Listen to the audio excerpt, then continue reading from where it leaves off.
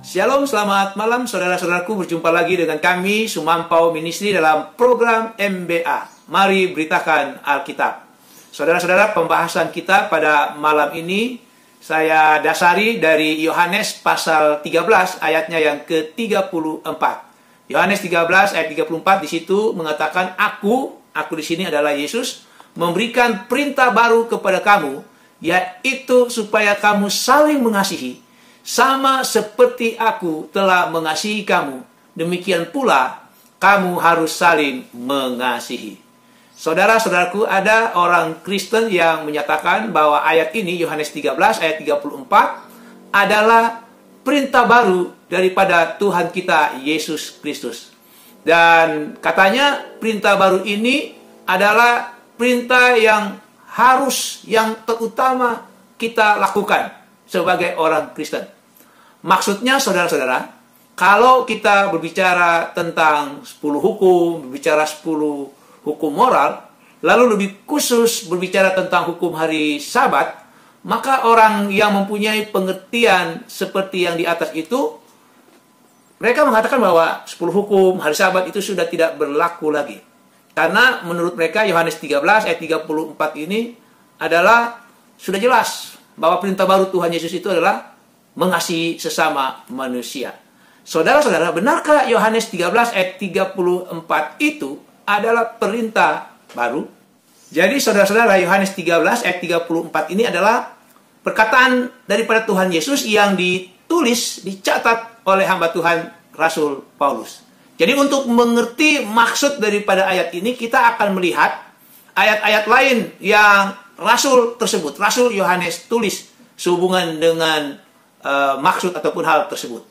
Yang pertama, saudara, mari kita lihat di dalam 1 Yohanes pasal 2 ayatnya yang ke-7. 1 Yohanes 2 ayat yang ke-7 di sini dikatakan, Saudara-saudara yang kekasih, bukan perintah baru yang kutuliskan kepadamu, melainkan perintah lama yang telah ada padamu dari mulanya. Perintah lama itu ialah firman yang telah kamu dengar. Lalu coba kita buka lagi ayat yang lain, yaitu di dalam 2 Yohanes pasal 1 ayat 4 dan ayatnya yang ke-5. Ayat 4 di situ dikatakan begini. Aku di sini Rasul Yohanes, sangat bersuka cita bahwa aku mendapati bahwa separuh dari anak-anakmu, siapa? Anak-anak siapa di sini? Anak-anakmu hidup dalam kebenaran sesuai dengan perintah yang telah kita terima dari Bapa. Lalu di ayat yang ke-5, dan sekarang aku minta kepadamu ibu. Lalu ada di situ dikatakan begini, bukan seolah-olah aku menuliskan perintah baru bagimu, tetapi menurut perintah yang sudah ada pada kita dari mulanya, supaya kita saling mengasihi. Jadi berdasarkan ayat-ayat ini, saudara-saudara, sudah sangat jelas bahwa Rasul Yohanes menyatakan bahwa perintah yang di dalam Yohanes 13 ayat 34 itu bukanlah perintah baru. Perintah itu sesungguhnya adalah perintah lama. Perintah yang telah ada. Firman yang telah kita dengar. Kalau tadi pada saat Rasul Yohanes menulis surat ya, kepada seorang ibu yang menjadi salah satu jemaat di mana Rasul Yohanes menulis itu dalam 2 Yohanes tadi, dia katakan bahwa itu bukanlah perintah baru, tetapi itu merupakan perintah yang sudah ada dari mulanya. Saudara-saudara, memang perintah Tuhan Yesus di dalam Yohanes 13 ayat 34 itu sangat jelas, yaitu supaya kita saling mengasihi.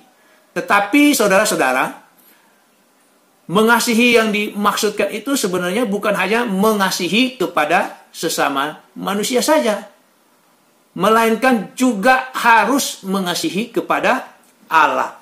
Coba saudara perhatikan ayat selanjutnya dari Yohanes pasal 13 itu. Kalau yang kita baca tadi ayat 34, coba kita baca di ayat yang ke-37, itu perkataan hamba Tuhan Rasul Petrus yang dicatat oleh Rasul Yohanes ketika dia berkata kepada guru mereka, rabi mereka, yaitu Yesus Kristus. Rasul Petrus mengatakan, aku akan memberikan nyawaku bagimu. Jadi saudara-saudara, jelas yang Tuhan Yesus maksudkan di Yohanes 13 ayat 34, walaupun memang pada saat itu dia mengatakan kita harus saling mengasihi, karena dia melihat di kalangan murid-muridnya sendiri kurang saling mengasihi ini. Tetapi yang dimaksudkan daripada Tuhan Yesus di Yohanes 13 ayat 34 itu bukanlah hanya mengasihi sesama manusia. Dan ini saudara-saudara sesuai dengan apa yang Tuhan kita Yesus Kristus katakan di dalam Matius pasal 22 ayat 37 sampai ayatnya yang ke-39. Saya akan baca, akan jawab Yesus kepadanya, kasihilah Tuhan Allahmu dengan segenap hatimu dan dengan segenap jiwamu dan dengan segenap akal budimu. Di ayat 38 dikatakan, itulah hukum yang terutama dan yang pertama, mengasihi Allah, kasihilah Tuhan Allahmu. Lalu di ayat 39 Tuhan Yesus mengatakan, hukum yang kedua yang sama dengan yang itu. Jadi hukum yang kedua ini sama. Dia katakan, kasihilah sesamamu manusia seperti dirimu sendiri. Lalu saudara, apa yang Tuhan Yesus katakan tentang perintah untuk mengasihi Allah dan mengasihi sesama manusia ini di dalam ayat selanjutnya di Matius pasal 22. Kita baca di ayat yang ke-40 dikatakan di situ, pada kedua hukum inilah tergantung seluruh hukum Taurat dan kitab para nabi. Apa maksudnya? Saudara, maksud daripada ayatnya, semua ajaran yang Allah berikan, baik melalui atau kepada Musa, yaitu hukum Taurat, atau ajaran-ajaran lain melalui para hambanya yang lain, para nabinya yang lain, dasarnya adalah hukum kasih ini. Hukum kasih. Matius 22 ayat 37 sampai ayatnya yang ke-39 tadi. Inilah yang menjadi dasar ajaran Tuhan Yesus, ya. Tuhan kita ini. Termasuk ajaran Tuhan Yesus di dalam Yohanes pasal 13 ayat 34 yang menjadi ayat di dalam pembahasan kita. Saudara, jadi sangat jelas saudara bahwa yang dimaksud dengan kasihilah sesamamu, perintah baru ini sesungguhnya bukanlah perintah baru, tetapi sebenarnya ini adalah perintah lama, perintah yang sudah ada sejak mulanya. Coba saudara kalau kita hubungkan ini, Matius pasal 22 ayat 37 sampai ayat yang ke-39 dengan 10 hukum. Bukankah 10 hukum atau 10 hukum moral itu adalah merupakan 10 hukum kasih? Di mana hukum yang pertama sampai hukum yang keempat itu adalah mengasihi Allah. Kita mengasihi Allah. Lalu hukum yang kelima sampai hukum yang ke-10 itu adalah hukum yang mengatur supaya kita dapat mengasihi sesama manusia. Tidak heran saudara kalau kita kembali kepada Rasul Yohanes yang menulis perkataan Tuhan Yesus di dalam Yohanes 13 ayat 34 tadi. Coba kita baca kembali kepada tulisan Rasul Yohanes. Kita baca di dalam 1 Yohanes pasal 5 ayatnya yang kedua. 1 Yohanes 5 ayat yang kedua di situ katakan begini. Inilah tandanya bahwa kita mengasihi anak-anak Allah. Inilah tandanya kalau kita mengasihi sesama manusia, yaitu apabila kita mengasihi Allah serta melakukan perintah-perintahnya. Jadi saudara-saudaraku, sampai di sini sangat jelas sekali bila mana ada orang Kristen yang menyatakan bahwa Yohanes 13 ayat 34 adalah perintah baru, pernyataan itu saudara tidak sesuai dengan kebenaran firman Allah. Apalagi kalau orang Kristen itu menghubungkan Yohanes 13 ayat 34 ini dengan istilahnya seolah-olah untuk meniadakan ataupun membatalkan 10 hukum Allah. Ingat sekali lagi saudara, 10 hukum Allah itu sebenarnya 10 hukum kasih. Di mana di dalam 10 hukum itu termasuk di dalamnya ada hukum hari Sabat.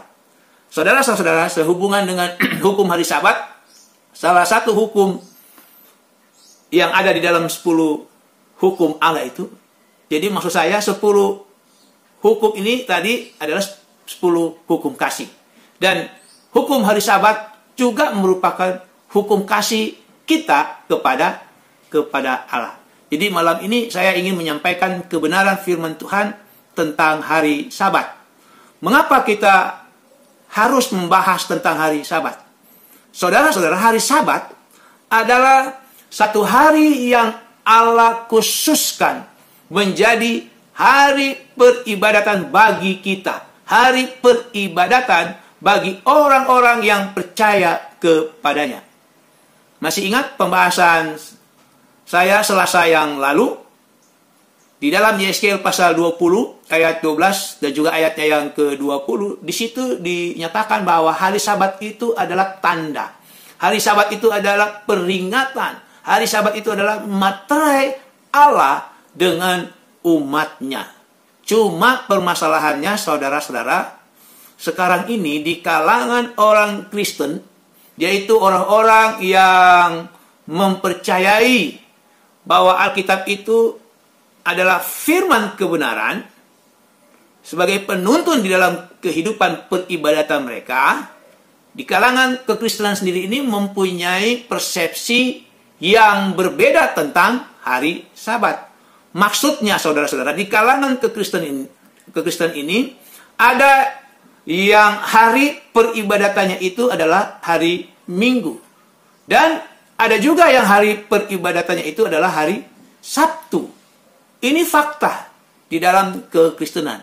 Dan kedua kelompok tersebut menyatakan bahwa hari peribadatan mereka, baik itu hari Sabtu maupun hari Minggu, itu merupakan hari Sabat. Kenapa? Karena Alkitab mengatakan hari Sabat itu adalah hari yang ke-7. Jadi mereka punya perhitungan sendiri bahwa hari Sabat itu, hari ke-7 jatuhnya pada hari Sabtu. Lalu hari Sabat itu, hari ke-7 itu jatuhnya pada hari Minggu. Saudara-saudara, memang kalau dihitung hari ke-7 itu dimulainya dari hari Senin, memang jatuhnya pasti hari Minggu. Begitu juga kalau dihitung hari ke-7 itu dari hari Minggu, maka jatuhnya pada hari Sabtu. Karena memang demikianlah kalender atau almanak yang ada, di mana kalender ataupun almanak yang ada itu ada dua versi. Yang satu, hari pertamanya itu adalah hari Senin. Tetapi yang satu, versi yang satu, hari pertamanya dimulai dengan hari Minggu. Saudara-saudara, kalau kita orang Kristen, patokannya untuk menentukan hari ke-7 itu adalah kalender atau almanak, maka kita orang Kristen menjadi bingung mengenai hari Sabat, mengenai hari yang ke-7 itu. Dan kita orang Kristen tidak akan pernah sepakat kalau patokannya berdasarkan kalender atau almanak. Saudara-saudara, apapun denominasi kekristenan kita, kita pasti sepakat bahwa Alkitab kita itu adalah firman kebenaran yang dapat memberikan petunjuk hari apakah hari Sabat itu. Dan almanak atau kalender bukanlah kebenaran untuk menentukan hari apakah hari Sabat itu. Jadi saudara, sekali lagi, almanak bukanlah penuntun kita untuk mencari kebenaran hari apakah hari Sabat. Tetapi Alkitablah penuntun kita, karena Alkitab adalah firman kebenaran yang dapat menuntun kita untuk mengetahui hari apakah hari Sabat itu. Apa yang Alkitab katakan tentang hari apakah hari Sabat itu? Saudara-saudara, ada 3 peristiwa yang Tuhan kita Yesus Kristus alami pada saat Dia ada di dunia, yang dapat membuka kebenaran tentang hari apakah hari Sabat itu. Peristiwa yang pertama, saudara, kalau kita baca di dalam Lukas 23 ayat 44 sampai ayatnya yang ke-54, khususnya nanti kita baca di ayat yang ke-54, di situ sangat jelas sekali. Itu cerita tentang bagaimana Yesus mati. Saudara-saudara, itulah hari kematian daripada Tuhan kita, Yesus Kristus di Golgota. Kita semua orang Kristen, apapun, sekali lagi, denominasinya, bahkan orang Katolik sekalipun, kita semua tahu hari kematian daripada Tuhan kita Yesus Kristus itu adalah hari Jumat. Orang Katolik menyebutnya dengan Jumat Agung. Lalu peristiwa yang kedua di dalam Lukas pasal 23 tadi, di ayat 52 sampai ayatnya yang ke-54, itu Yesus di dalam kubur. Jadi Yusuf Arimatea meminta kepada Pilatus mayat Yesus supaya dia dapat membaringkan mayat Yesus itu di dalam kubur. Karena pada saat itu hari Sabat sudah hampir mulai. Artinya sudah mau memasuki hari Sabat pada hari itu. Ingat kematian Tuhan Yesus tadi hari Jumat. Dan pada saat Yusuf Arimatea meminta mayat Yesus kepada Pilatus, oleh karena hari itu saat itu sudah mau memasuki hari Sabat. Jadi saudara-saudara, Yesus ada di dalam kubur itu, Alkitab mengatakan pada hari Sabat. Lalu peristiwa yang ketiga, peristiwa yang terakhir, supaya kita bisa tahu hari apakah hari Sabat, kita bisa baca di dalam Matius pasal 28 ayatnya yang pertama. Itu tentang kebangkitan daripada Tuhan kita Yesus Kristus. Saudara-saudara, kita semua orang Kristen, sekali lagi apapun denominasinya, dan juga orang-orang Katolik, kita tahu bahwa Tuhan kita Yesus Kristus bangkit pada hari Minggu.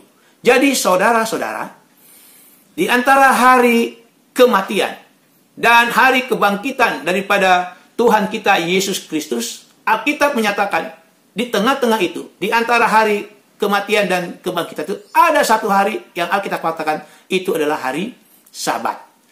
Jika hari kematian itu adalah hari Jumat dan hari kebangkitan adalah hari Minggu, maka tidak dapat disangsikan lagi bahwa hari Sabat itu adalah hari Sabtu. Sangat jelas sekali saudara-saudara. Inilah 3 peristiwa di dalam Alkitab yang memberikan petunjuk kepada kita hari apakah hari Sabat itu. Apakah kita akan melawan kebenaran firman Tuhan ini? Saudara-saudara, mungkin masih ada juga orang Kristen yang menyatakan bahwa hari kebangkitan daripada Tuhan kita Yesus Kristus adalah hari yang besar, hari yang istimewa. Itulah sebabnya kita orang Kristen beribadah pada hari Minggu. Mari saudara-saudara kita lihat apa yang Alkitab katakan tentang hari yang besar, hari yang istimewa itu. Apakah hari yang besar, hari yang istimewa itu adalah hari kebangkitan atau hari Sabat? Mari kita lihat apa yang kembali Rasul Yohanes tuliskan di dalam Yohanes pasal 19 ayatnya yang ke-31. Yohanes 19 ayat 31, di situ dikatakan begini. Karena hari itu hari persiapan, dan supaya pada hari Sabat mayat-mayat itu tidak tinggal tergantung pada kayu salib. Sebab Sabat itu adalah hari yang besar. Jadi sangat jelas hamba Tuhan Rasul Yohanes mengatakan di dalam Yohanes 19 ayat 31, Sabat itu adalah hari yang besar. Saudara-saudara, di dalam bahasa aslinya adalah bahasa Yunani, bahasa Greek, hari besar yang dituliskan di dalam bahasa Indonesia itu, bahasa Yunaninya adalah Megale Hemera. Megale Hemera. Artinya, hari yang agung, itulah hari yang besar. Hari yang istimewa. Jadi saudara-saudara, sekali lagi, sangat jelas Alkitab mengatakan bahwa sesungguhnya hari besar, hari agung, hari istimewa yang Alkitab nyatakan adalah hari Sabat, hari Sabtu. Saudara, inilah kebenaran firman Tuhan tentang hari Sabat. Jadi apalagi yang membuat kita ragu untuk menerima kebenaran tentang hari Sabat ini? Jangan lagi kita sebagai orang Kristen menyatakan, oleh karena Tuhan Yesus menyatakan di dalam Yohanes 13 ayat 34, ada perintah baru di situ. Ingat saudara, Rasul Yohanes yang menulis, yang mencatat perkataan Tuhan Yesus itu menjelaskan juga bahwa itu bukanlah perintah baru, itu adalah perintah lama, firman yang telah ada sejak mulanya. Dan Tuhan Yesus mengatakan sendiri di dalam Matius pasal 22 ayat 37 sampai ayat yang 39, kasihlah Tuhan Allahmu dan juga kasihlah sesama manusia. Itu semua ada di dalam 10 hukum Allah. Artinya Yohanes 13 ayat 34 itu menyatakan perintah daripada Tuhan Yesus itu kita harus menaati akan perintah Tuhan. Salah satunya adalah perintah tentang hari Sabat. Demikianlah pembahasan kita pada malam hari ini. Tuhan Yesus memberkati. Saya kembalikan kepada NC.